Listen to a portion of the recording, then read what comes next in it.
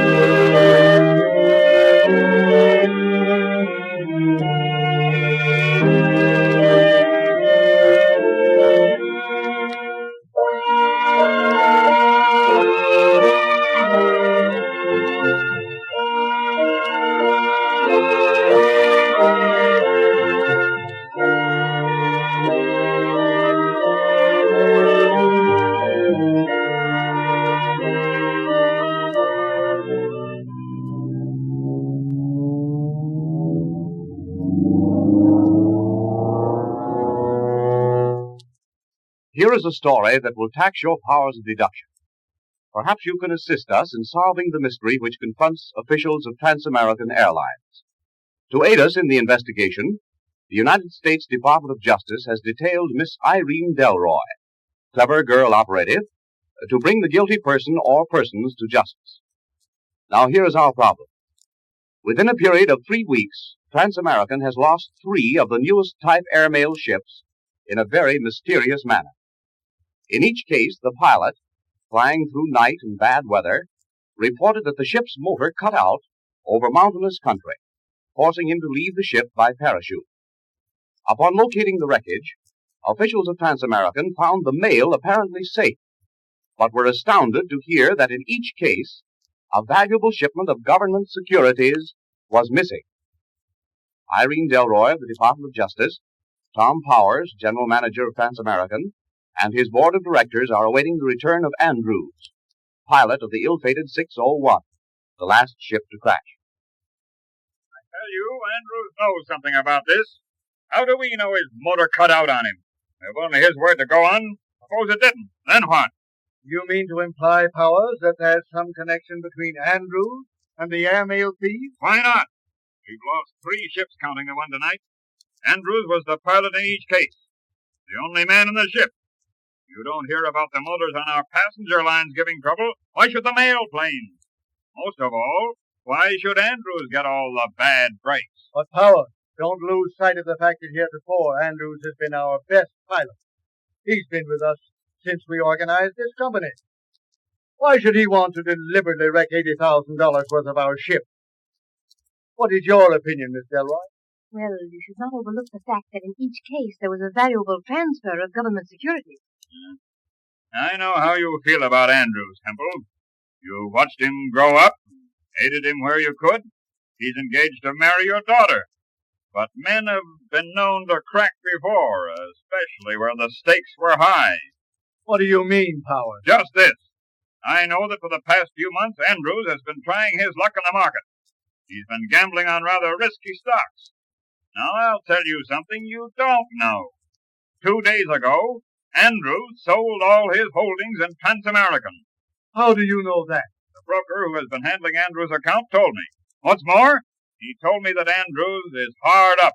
It's preposterous. Andy is not the man to gamble away what little money he has saved. I can show you the stock transfer tomorrow.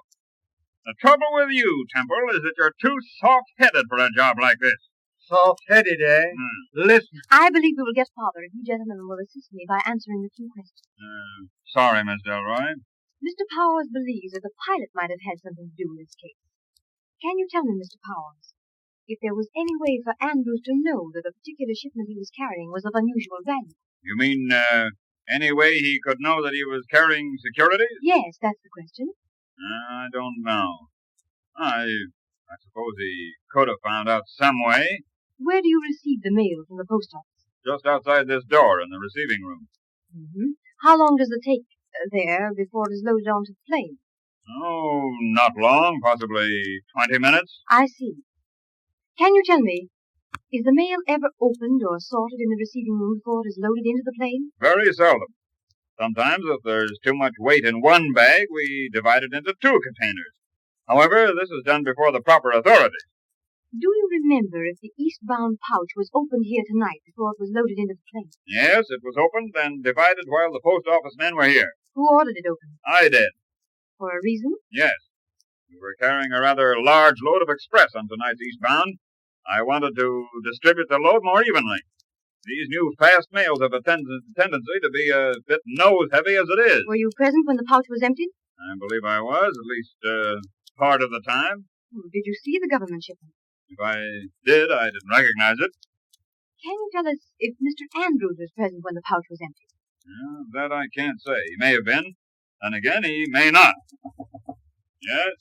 There's a gentleman here to see you, Mr. Powers, a reporter. What's he want? I don't know, sir. Tell him we have nothing to say. Well, that's no way to receive a representative of the press, gentlemen. What do you want? I'm Gifford of the Star. Say, I hear you lost another ship tonight. Jimmy! Irene! I knew it. I knew it, sure as shooting. I had a hunch there was something back of these crashes, and seeing you here makes me sure of it. Jimmy, I thought you were still in New York. Hardly. I'm a roving sort of fellow. Can't stay in one place very long. You've got to keep traveling to keep ahead of these news hounds, you know. Say, let me look at you. Still as good-looking as ever. Jimmy, please. Did you get my letter? Jimmy, we're here on serious business. All right. Say, what's up? Nothing as yet. Now, see here, Gifford, if you'll come around in the morning, we'll furnish you with a statement. Right now, we have other things on our minds. Exactly. And I'm thinking that the other things you mentioned will be more important than that statement you'll give me in the morning. That's enough. You weren't invited, so get out. Now, Powers, you forget you're talking to the press. You wouldn't want me to print a story saying that an official of Trans-American threw a reporter out on his ear, would you? I said get out of this office. Now, Mr. Gifford, if you have a few questions that won't take too long, perhaps we could... Fine. Now, I knew you'd be only too glad to help me out. You lost another ship tonight. Now, what was the cause? Pilot reported motor trouble. Anybody hurt? No, it was a mail plane, no passengers. I presume the pilot bailed out. Who was the pilot? Andrews. You mean Andy Andrews, the war flyer? I believe he had some war experience. That's the third time he's ripped the sack, isn't it? And what is your mission, Miss Delroy? That doesn't concern you, Gifford. And why not? Here I find the directors of Trans-American Airlines closeted with one of the best operators of the Department of Justice, and you say it doesn't mean anything. I can't say anything as yet, Jimmy. Well, I see. It's just another one of those things, isn't it? Mr. Andrews is back, Mr. Powers. Ah. Now Well, bring him in, bring him in. Oh, sit down, Andrews. You look all in. Oh, I am. Tired as a dog and soaked to the skin. Anybody got a drink? Here you are, mister. Help yourself. Oh, thanks. This is great. Oh, aren't you going to join me? No, thanks. I only carry it for emergencies. Well, your first aid kit is serving its purpose this time. Say, what's the matter? Oh, I'm sorry. Your face looks familiar. I was just trying to place it. My name's Gifford. I'm a reporter. Well, glad to know you, Gifford. Reporter, eh? I suppose there'll be a flock of you fellas around. We'll have to ask you to leave, Gifford. This conference is to be private. Oh, that's distressing. I'd hoped to lend my assistance. It won't be needed. I don't see any harm in letting Mr. Gifford stay, gentlemen. I've worked on cases with him before, and I'm sure we can rely on his discretion. We're going to discuss some very private matters, Miss Delroy. I don't intend to see the press destroy confidence in our pilots or our ship. On the other hand, I believe we can persuade Mr. Gifford to build up that confidence rather than destroy it. Oh, very well. What's up? Why all the hubbub? You carried a registered package tonight, Andrews. Well, what about it? I can't fly a ship without a motor, can I? Besides, you'll find that mail when you find the ship. I dumped the tanks and cut the switch. I'm beginning to believe somebody has it in for me. Bailing out of 3 ships in a month. That's precisely why we're here. What happened? You know, that's the funny thing about it. It was practically the same as happened when I was flying 618 about a week ago. How do you mean? What Well- was that? You see, I was fighting rain and low ceiling over Twin Peaks. But aside from that, everything seemed okay. I was right on time, and the buzzer showed I was on course according to the radio beacon. Then all of a sudden, the motor cut, clean as a whistle. I pumped the throttle, but no soap. I switched on to both mags, but still she wouldn't pick up. I could see there wasn't a chance to land the ship, so I did the only thing there was to do. Dumped the tanks, cut the switch, radioed Metro, and bailed. That's all. What seems to be the trouble with the motor, old man? Ignition. If it had been gas, the motor would have spluttered once or twice at least. How high were you when you were flying? About 4,800. That's only 1,800 above the pass. Was your motor turning up okay when you left? Sure. 1,700 RPM on the ground. That's plenty of stock. Had you checked ignition cables? No, why should I? That's Fitzgerald's job. Say, what'd he say about it? Fitzgerald swore that the ship had been thoroughly checked before you left. Where is this Fitzgerald? I let him go. I hold him jointly responsible for tonight's crash. And the other party? Andrews. Me? See, what's the idea? Just because I don't ride a plane to the ground, you blame me. Listen, Powers. I've put every plane we've got through on schedule in all sorts of weather. I brought him in here with a motor pounding like a boiler factory.